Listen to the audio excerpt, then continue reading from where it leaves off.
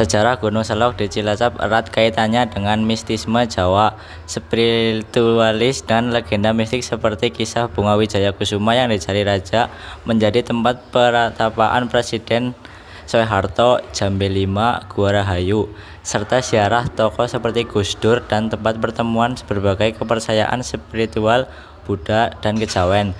Dengan gua-gua keramat dan makam Syekh Mahfud menjadikan destinasi wisata religi yang kaya akan mistos dan tradisi. Asal-usul dan mitos. Jungkring Selok. Nama Selok dipercaya berasal dari Jungkring Selok, yang berarti tempat berkumpulnya makhluk gaib di Nusantara, mengidentifikasikan aura mistis yang kuat sejak lama. Legenda Bunga Wijaya Kusuma Gunung Selok dipercaya sebagai petilasan penjaga bunga sakti Wijaya Kusuma, simbol kejayaan yang konon muncul setelah pertarungan Raja Ragola dan Naga Laut. Terkait dengan legenda Nyi Roro Kidul, tempat spiritual dan petilasan Jambe 5 atau Jambe Pitu, salah satu petilasan utama yang sering dikunjungi Soeharto, dipercaya tempat mendapatnya wangsit dan bunga Wijaya Kusuma dikaitkan dengan 5 pohon jambe dan lukisan Nyi Roro Kidul di dalamnya. Padepokan Sanghyang Gunung Jati. Vihara Buddha yang ramai saat bulan Suro dipimpin seorang bante menjadi tempat ziarah umat Buddha. Makam Syekh Mahfud, tokoh penegak syariat Islam dan pejuang kemerdekaan yang juga menjadi tujuan ziarah pengunjung dan kegiatan wisatawan dan peziarah.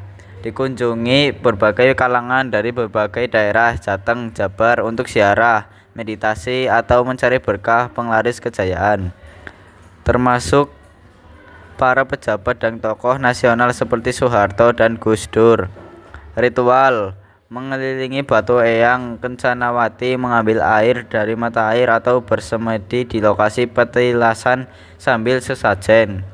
Signifikansi simbol kejayaan terkait erat dengan mitos kekuasaan dan keagungan, menjadi tempat pencarian kekuatan spiritual, keragaman kepercayaan, menjadi titik temu berbagai keyakinan spiritual di Jawa, dari kejawen hingga Buddha. Padepokan Sanghyang Gunung Jati. Vihara Buddha yang ramai saat bulan Suro dipimpin seorang bante menjadi tempat ziarah umat Buddha. Makam Syekh Mahfud, tokoh penegak syariat Islam dan pejuang kemerdekaan yang juga menjadi tujuan ziarah pengunjung dan kegiatan wisatawan dan peziarah. Dikunjungi berbagai kalangan dari berbagai daerah Jateng, Jabar untuk ziarah, meditasi, atau mencari berkah penglaris kejayaan, termasuk para pejabat dan tokoh nasional seperti Soeharto dan Gus Dur.